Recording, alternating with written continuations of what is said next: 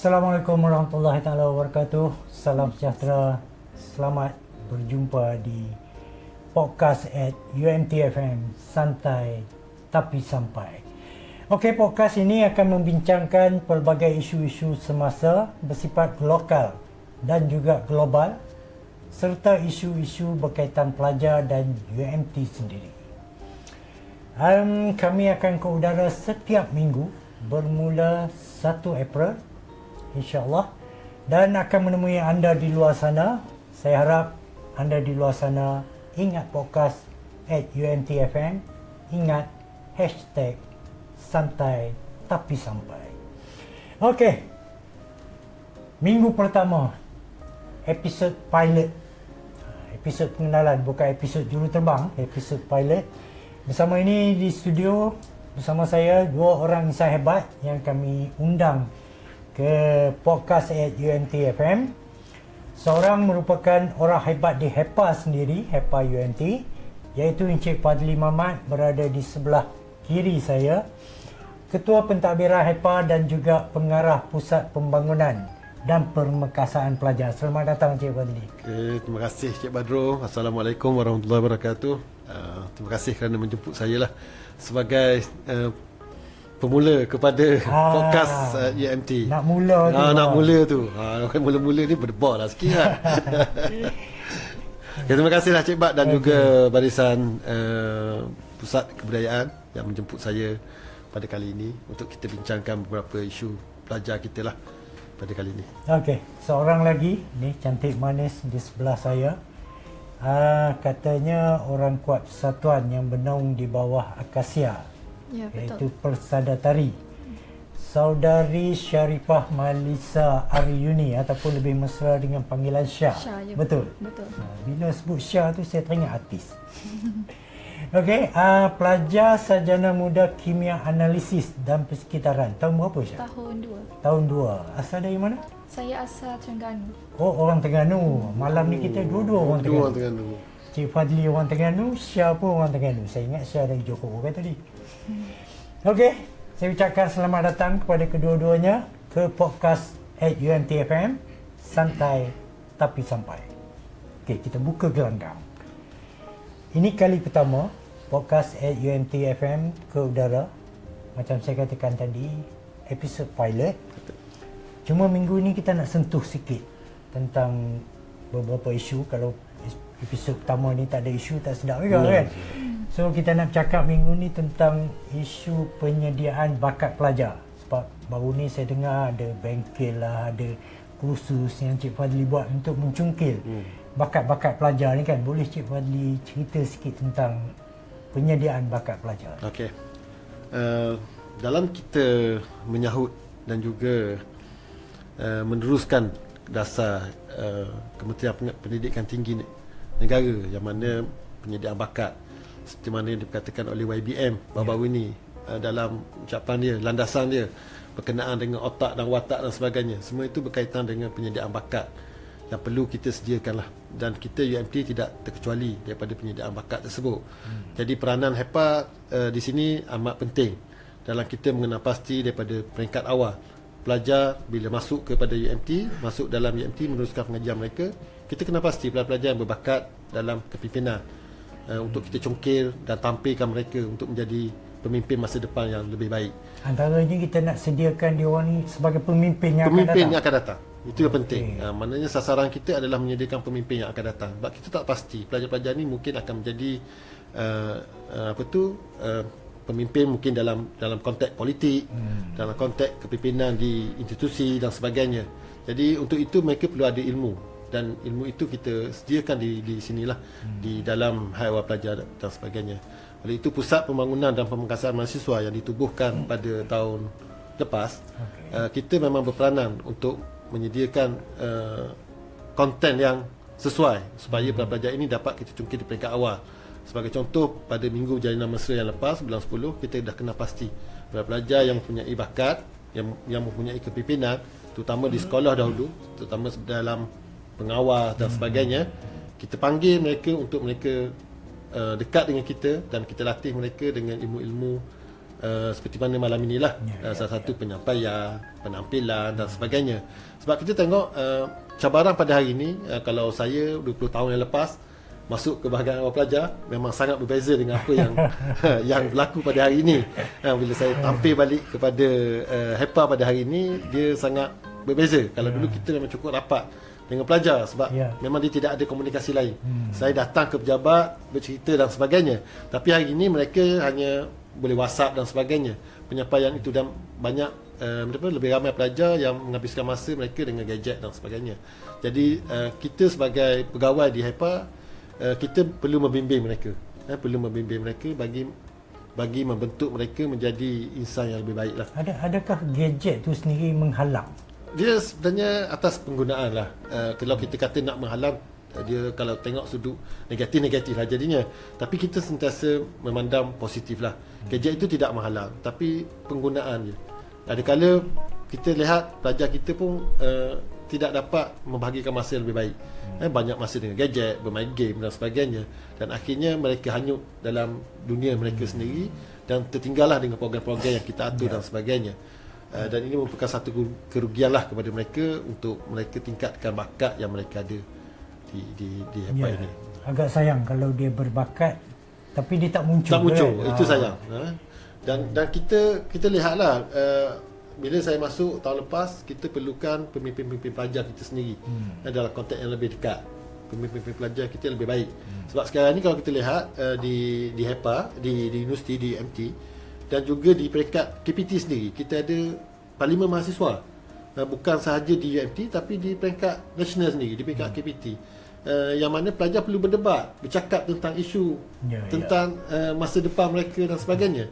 Tapi sayang kalau kita tidak dapat menyediakan pelajar-pelajar yang begini, yang mana perlu kita tampilkan di hadapan lah. Dan pelajar-pelajar kita sebenarnya mempunyai latar belakang yang agak baik dengan ilmu kelautan, ilmu kelestarian alam dan sebagainya, untuk mereka bercakap di peringkat yang lebih tinggi, di peringkat global. Okey, Cik Fadli, kita nak pindah pada saudara Isha kita pula. Saya nak tanya ini dulu.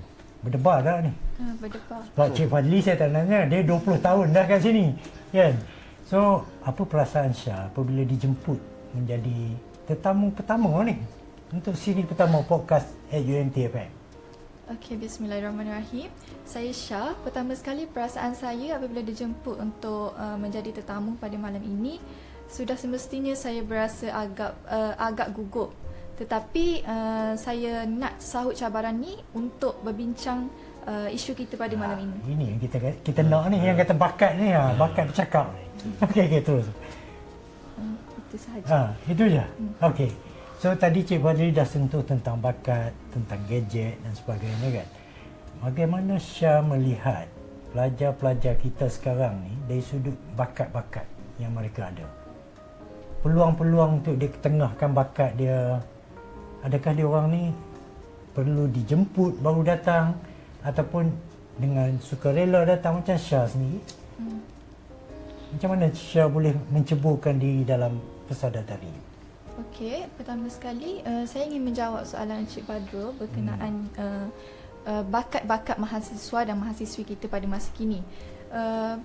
Pertama sekali, bakat-bakat diorang ni ada, tetapi diorang ni terlalu takut untuk ke depan.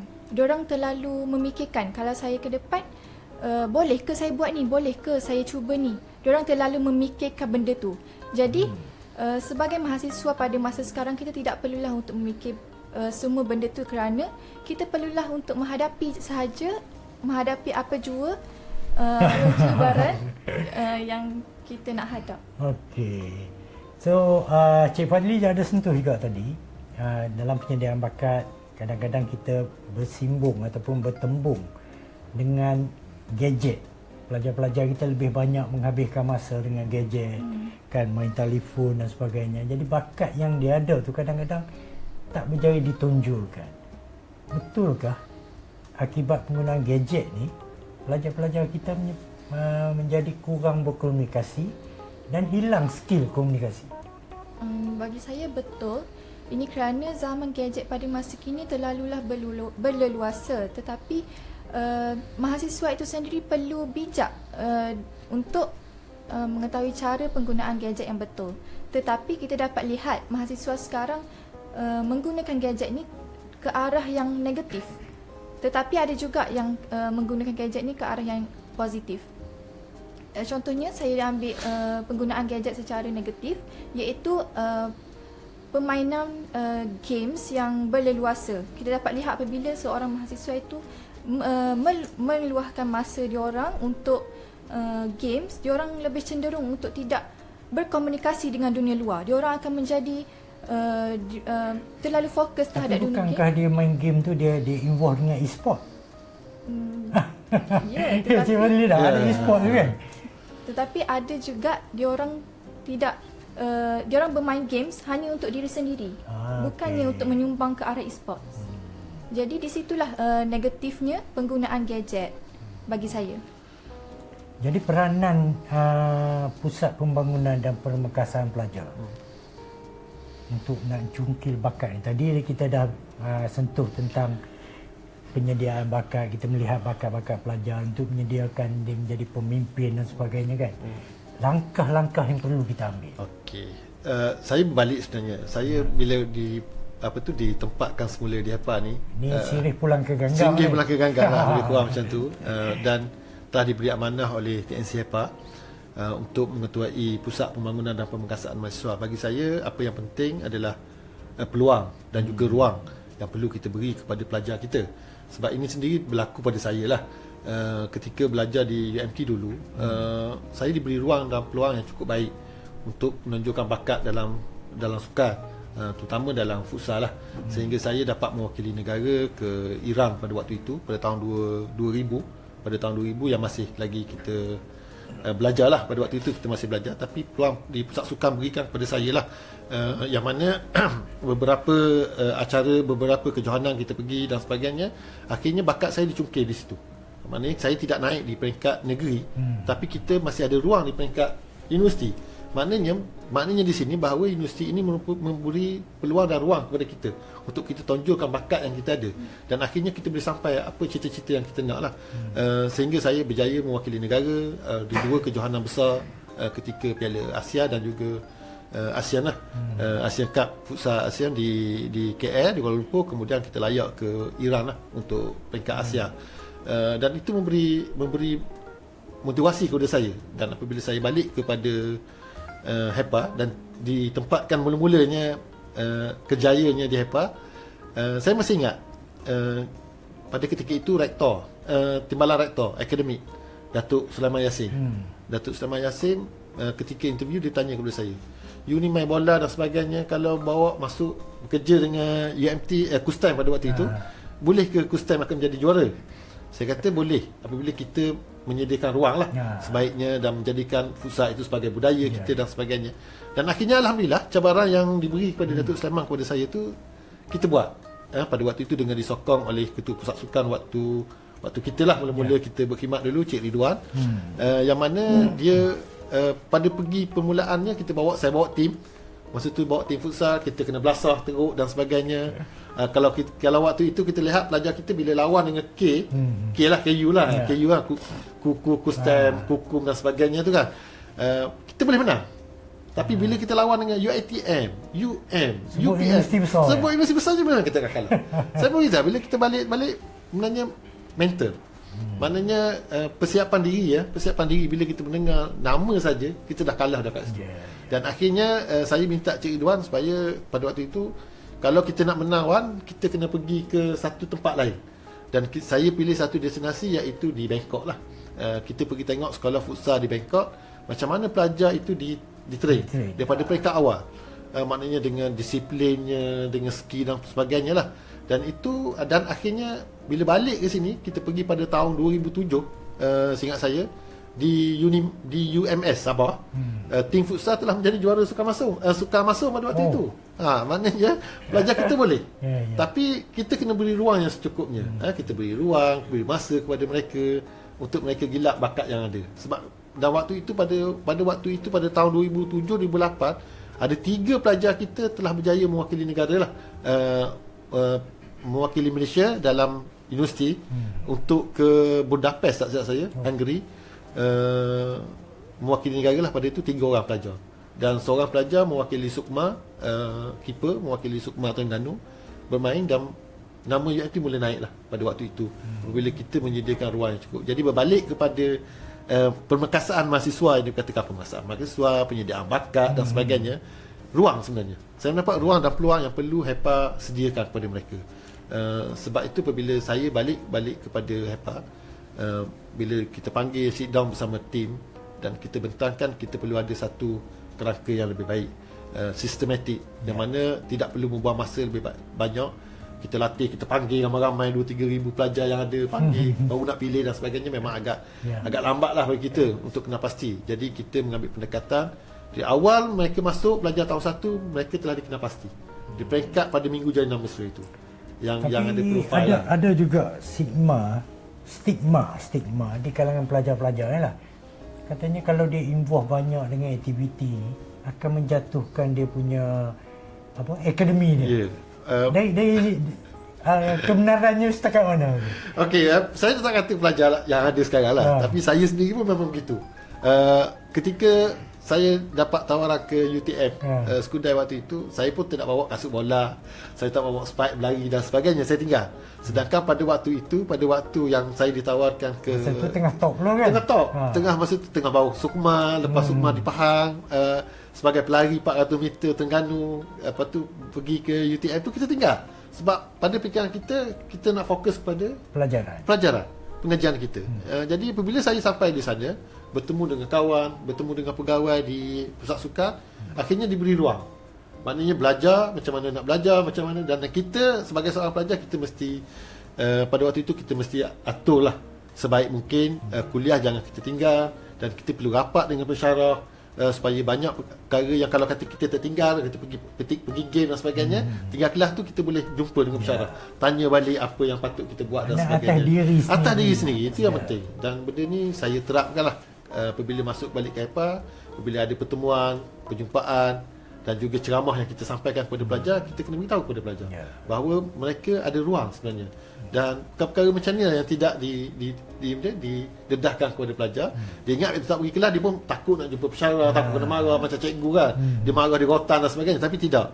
Pensyarah ni lain, dia punya cara dan sebagainya, pendekatan pun dah berbeza, kita pun dah dewasa, dan inilah mematahkan kita lah sebenarnya, bagaimana kita bergaul dengan pensyarah tu sendiri. Dan ini apabila kita bergaul dengan pensyarah, kita sebenarnya dah membuka keremajaan kita bagaimana kita berdepan dengan industri nanti dan sebagainya.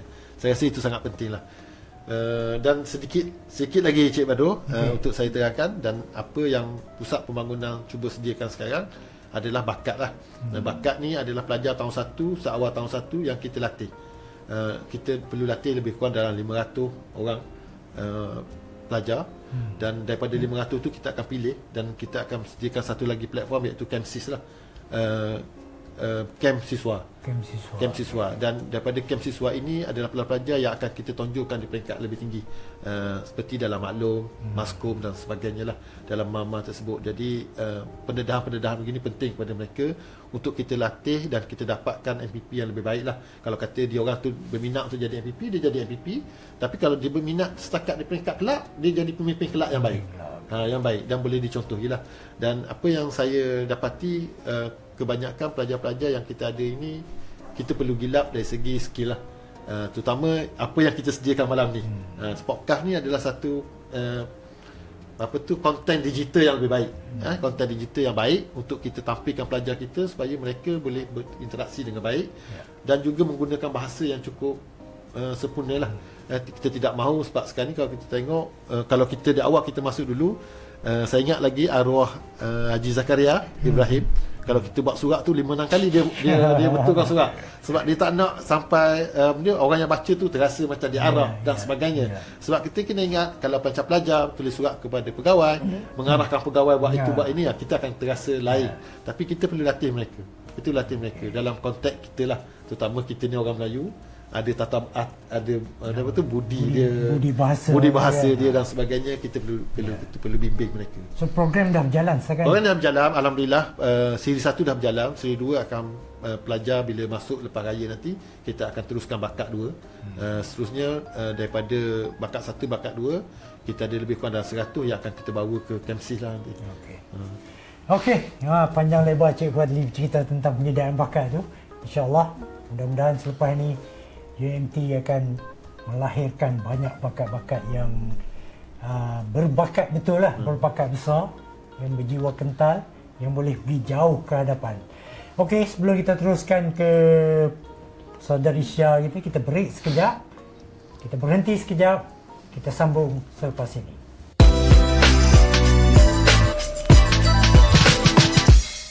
Assalamualaikum warahmatullahi taala wabarakatuh. Saya Hainani Idayu binti Yazid dari Pusat Kaunseling dan Kesejahteraan Mahasiswa HEPA UMT. Jom bersama-sama kami menerusi podcast @UMT FM. Yeah.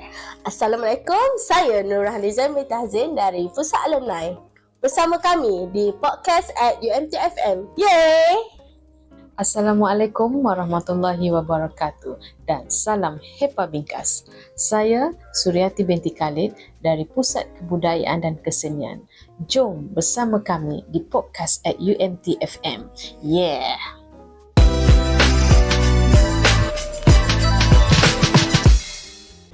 Okey, kita kembali semula. Kita bertemu sekali lagi di podcast @UMT FM. Santai tapi sampai. Okey, kita beralih kepada saudari Syah kita. Kita nak melihat di sudut penyediaan bakat dalam bidang seni dan budaya. Sebab Syah terlibat dengan Pesada Tari, Persatuan Tarian, kan?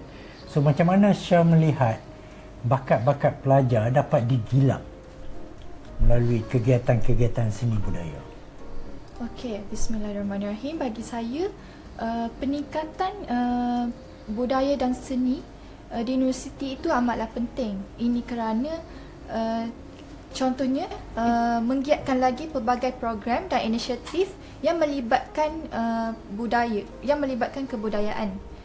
Contohnya kelab-kelab, orkestra, tambahkan lagi aktiviti-aktiviti kebudayaan di universiti untuk kita mencari pelapis-pelapis kebudayaan ataupun pelapis-pelapis pelajar yang untuk ditonjolkan bakatnya lah. Tapi cuma saya difahamkan oleh kaki tangan di pusat kebudayaan, pelajar-pelajar ni tak ramai yang nak involve. Saya tak tahu pasal apa. Dari sudut pandangan pelajar, kenapa dia orang tak nak involve? Bagi saya berkemungkinan mahasiswa. Sekejap, saya rasa saya nervous. Nervous. Tak apa. Okey, kita berpindah kepada Cik Fadli dulu. Saya mungkin tambahlah apa yang salah yang Cik Mak bagi kepada Syah tadi. Saya melihat budaya merupakan salah satu elemen penting dalam pembangunan bakat pelajar. Kalau kita lihat dahulu, UMT tidak pernah ketandusan bakat dalam kebudayaan. Kalau kita lihat, kita dah melahirkan ramai pelajar-pelajar yang berjaya hasil daripada aktiviti-aktiviti kebudayaan. Saya ingat dulu ada Gary kan, lepas tu ada Nurul Syuhada yang sentiasa aktif dalam aktiviti-aktiviti kebudayaan. Dan sebenarnya saya melihat angle yang berbeza, mungkin berbeza daripada orang lain, iaitu kemampuan pelajar-pelajar yang aktif dalam kebudayaan ini untuk tampil di hadapan. Tak semua pelajar boleh tampil di hadapan untuk bercakap, untuk menyanyi dan sebagainya. Itu duduk depan kamera. Duduk depan kamera. Dah apatah lagi bila membuat persembahan di depan VIP dan sebagainya. Dan ini merupakan salah satu perkara penting untuk kita lihat sama-sama di Haiwan Pelajar, menyediakan ruang dan peluang kepada mereka untuk mereka membuat persembahan yang lebih baik dan akhirnya mereka boleh tampil ke hadapan. Sebab itu yang susah sebenarnya. Kita nak pecah tembok tu. Tembok yang malu tu susah. Ya, betul. Bukan kata pelajar, kita sendiri pun. Kan kalau kita sendiri pun kalau kena macam tu, rasa tak mampu nak cakap depan orang ramai dan sebagainya. Tapi itulah peluang dan ruang yang beri akhirnya melatih mereka untuk mereka membiasakan diri diri mereka untuk mereka berada di atas, dan akhirnya pelajar-pelajar ini boleh berdiri sendiri apabila mereka keluar nanti. Dan mungkin di sini di UMT ni kita masih ada pegawai-pegawai, masih ada jurulatih masih ada untuk membimbing mereka. Tapi kalau di luar memang dah, kalau dibuat silap lah. Dia terpaksa independen Dia rasa lah. independen lah. Kalau dibuat silap, dia tetap silap. Apa yang boleh, apa yang tak boleh, kan? Apa yang show yang macam mana, yang kata orang Terengganu ni tamak ninah. Tamak ninah orang Terengganu kata, yang lebih bersopan dan sebagainya. Tapi itulah, saya tidak melihat kebudayaan ini tidak ada pembangunan pelajar, bakat pembangunan pelajar. Pembangunan juga kebudayaan juga adalah salah satu elemen yang boleh kita tampilkan dengan lebih baik bagi melahirkan bakat-bakat pelajar supaya mereka juga tampil akan datang untuk menjadi pemimpin. Kalau mereka jadi pemimpin, mereka pemimpin yang tahu apa kebudayaannya. Dan kita kena ingat, kebudayaan ini bukan hiburan semata-mata. Kebudayaan ini ada bermacam-macam. Kalau kita tengok ada makanannya, cara hidupnya, pakaiannya dan sebagainya. Kalau bukan kita, siapa lagi yang nak jaga perkara itu? Dan kita mengharapkan generasi akan datang supaya apa yang kita rasa, kita nikmat dahulu masih akan dibawalah kepada akan datang. Itu antara sedikitlah pandangan saya tentang bakat pelajar dalam kebudayaan. Saya teringat kata-kata seorang timbalan Naib Chancellor dulu, timbalan Naib Chancellor kita yang lama dulu, mantan. Sebab masa tu kita baru, masa tu zaman Kusten. Kalau Cik Fadli ingat zaman Kusten, yang agak menunjuk dua aja, sukan dan budaya. Kan yang lain belum lagi lah, sebab masa tu kita kecil kan. Jadi sukan selalu balik dengan pingat, menang tempat pertama, Johan dan sebagainya. So budaya ni dia agak kurang dari sudut pertandingan.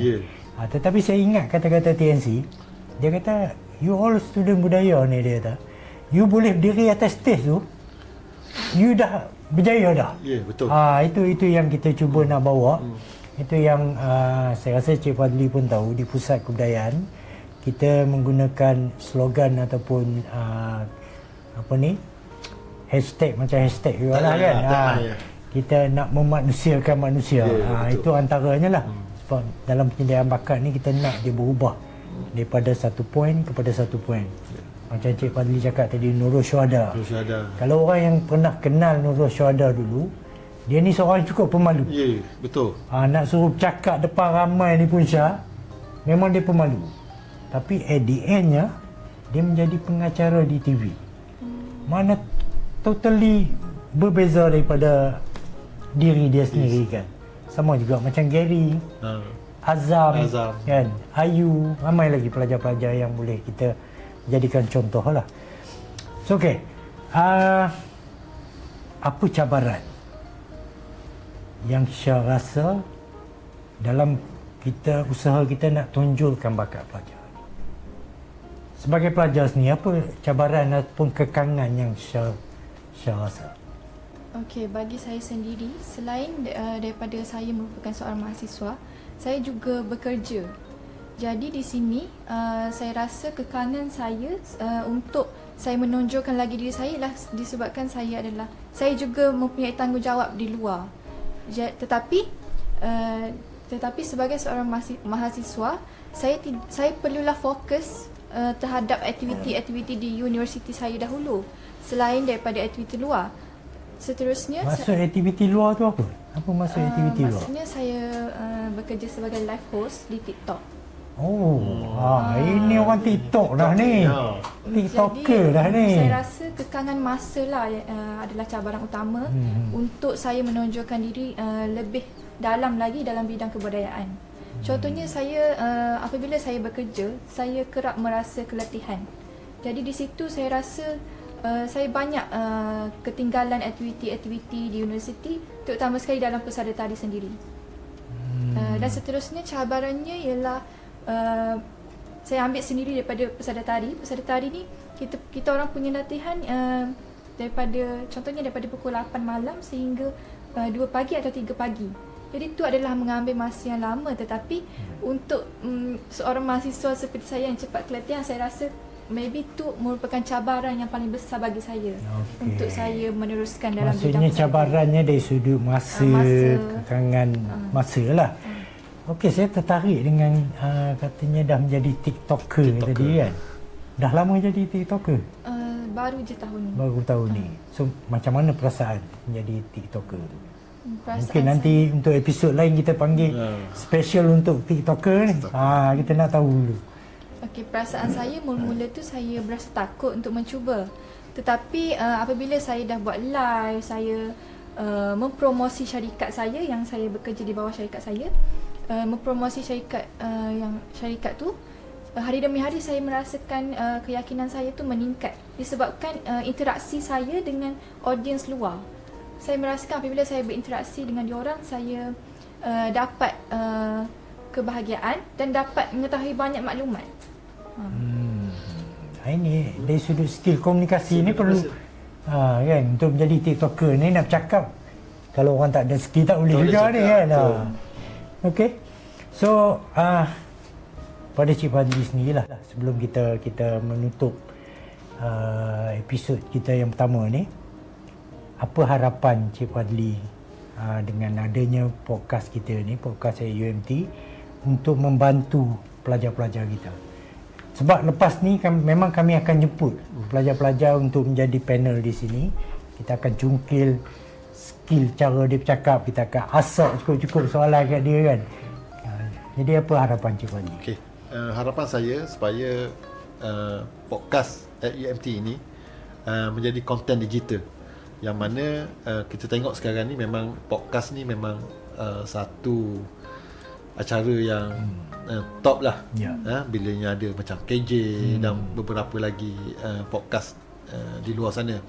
Dan saya melihat podcast ni mampu melahirkan lebih ramai pelajar yang mampu yang boleh berinteraksi dengan baik dengan dunia luar.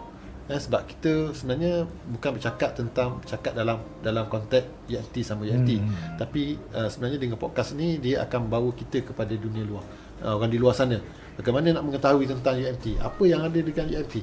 Saya rasa inilah media yang baik untuk kita tonjolkan dan promosikan UMT ini. Dan mungkin dengan the podcast ni mungkin lebih ramai pelajar yang masuk nak belajar dekat UMT, kerana mungkin mereka berpeluang untuk bercakap dan sebagainya.